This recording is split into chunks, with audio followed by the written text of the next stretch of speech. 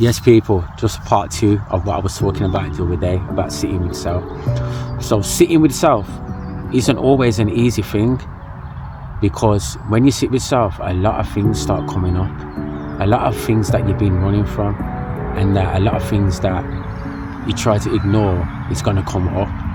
And it's about facing these things, facing our traumas, and facing them thoughts that we try to avoid, but we need to sit there with them. So we always need to make sure we're sitting with our problems and solving them.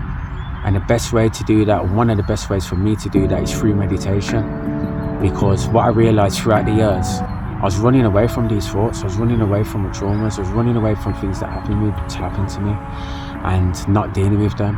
And then things developed into things like drinking alcohol to mask the way I was feeling. Because growing up, I did have a bit of low self-esteem and low confidence, and in my later years I started drinking, and I found a bit of confidence in that and trying to fit in.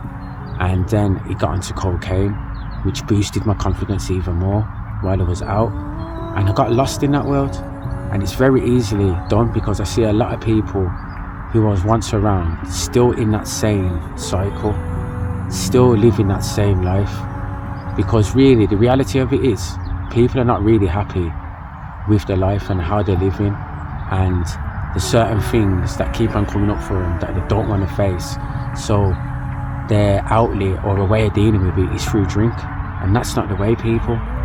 Like, there's so many different ways to deal with these things, and you have to sit with these things in order for growth and expansion. Because think about it, there's no room for other things to come in if you still got blockages, which are your traumas, like feelings that just won't go away. And these feelings are not going to go away unless you deal with them and sit with them. So this is what I'm going to say to people. Throughout my experience, I've stopped drinking now for 2 years now. I haven't touched cocaine in 2 years now. I used to sell a lot of cocaine, and I was lost in that world, and I never thought I was coming back from it. A lot of points, I come to some low points where I felt like ending my life, and I thought, am I going to carry on like this? Because I was binging like every other week, mad binges from Thursday to Sunday.